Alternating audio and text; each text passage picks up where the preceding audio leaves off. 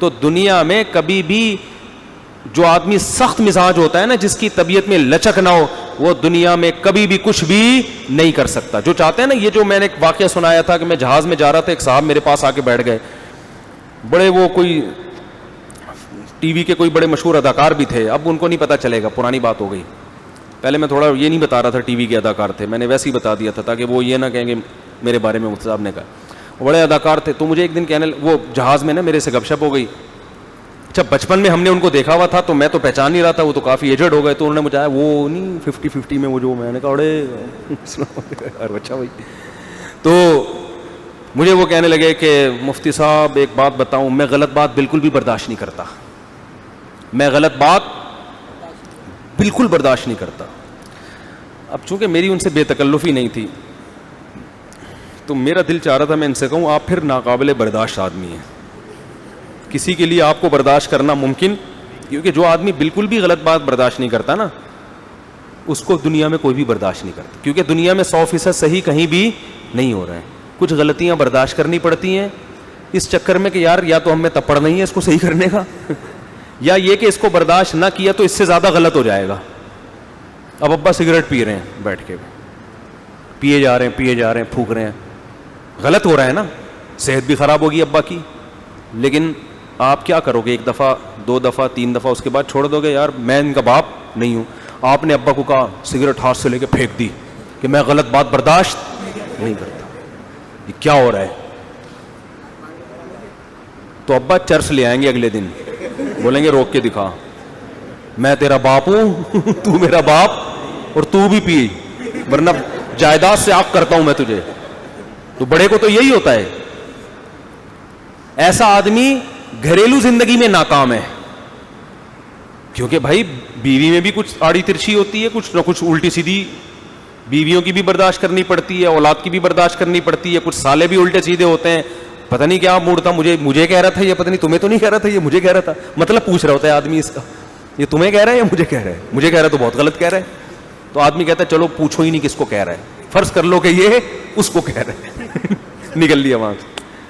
برداشت, وہی لطیفہ سناتا ہوں نا میں اکثر, ایک طاقتور آدمی جا رہا تھا, اس کو شو مارنے کا شوق تھا, اس کے ساتھ ایک کہیں دبلا سا آدمی گزرا, اس موٹے طاقتور نے اس کو دھکا دے کے نا گرا دیا, ایسے ہی بس, کیا کر لے گا.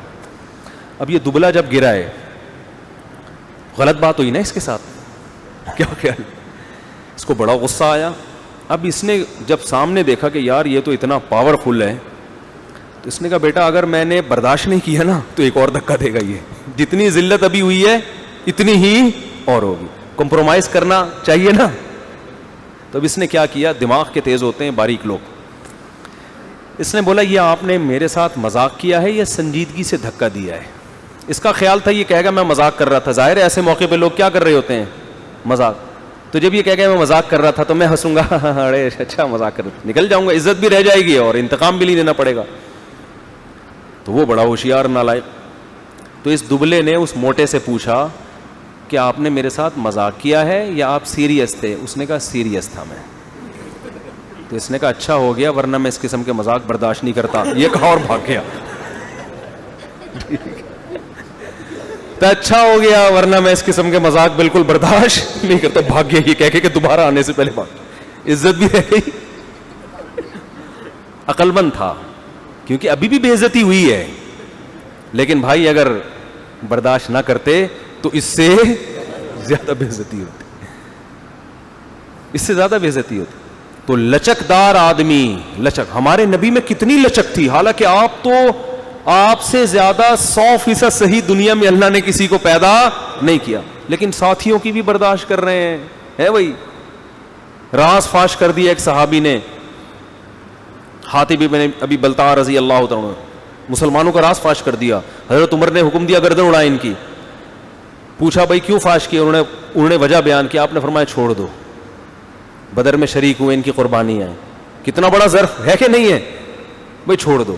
اس لیے کہ اگر آپ اپنے ساتھیوں کی غلطیوں پر اس طرح سے کرنا شروع کر دیں. ہمارے ایک دفعہ ایک عالم جو مدرسے کے محتمم ہیں, انہوں نے مجھے اپنا واقعہ بتایا کہ کچھ مدرسے کے استاذ کی شکایت آئی کہ وہ صحیح طرح پڑھا نہیں رہے. کچھ ہمارے مدرسوں میں اللہ کا یہ بڑا فضل ہے, ہم جتنے ٹیچر ہم نے دیکھے ہیں, اسکولوں کا ماحول بھی ہم نے دیکھا ہے, مقصد اسکولوں کی برائی نہیں ہے, اسکولوں کے ٹیچر کو بھی دیکھا ہے اور مدرسوں کے بھی. بہت فرق ہے دونوں کی دیانتداری میں, زمین آسمان کا فرق ہے. جو ہمارے مدرسے کے جتنے استاذ ہیں اتنی ذمہ داری سے, پابندی سے پڑھاتے ہیں, اتنی محنت سے پڑھاتے ہیں کہ یہ محنت ہم نے اسکولوں میں نہیں دیکھی ہے, کالج میں بھی نہیں دیکھی. چند اساتذہ اسکول میں بھی تھے, کالج میں بھی, لیکن 100% نہیں. مدرسے میں ہم نے 100% دیکھا ہے یہ کہ, اور تنخواہیں بہت تھوڑی تھوڑی, لیکن ٹائم بھی زیادہ دے رہے ہیں. وجہ کیا ہے؟ موٹیویشن کہاں سے مل رہی ہے کہ بھئی یہ صدقہ جاری ہے ہمارے لیے. تو سب چیزیں تنخواہوں سے تھوڑی ہوتی ہیں. تو کچھ شکایتیں آئیں کہ آپ فلاں کو نکال دیں, فلاں کو نکال دیں, فلاں کو نکال دیں. انہوں نے کہا, جو مشورہ دینے والے تھے نا ان کی فیکٹری تھی, انہوں نے کہا آپ کو جب اپنے ملازمین کی شکایت آتی ہے فوراً نکال دیتے ہیں؟ اس نے کہا نہیں نکالتے تو نہیں, تو فیکٹری بند ہو جائے گی, اس طرح نکالتے رہو بیٹھ. تو انہوں نے کہا آپ کو فیکٹری کی تو فکر ہے, مدرسے کی فکر نہیں ہے. تو یہ دین ہے, دین کو بچانے کے لیے بھائی 100% کون درست ہوگا؟ تو جس کی طبیعت میں, نیچر میں لچک نہیں ہے, فلیکسیبلٹی نہیں ہے, وہ دنیا میں کسی کام کا, بولو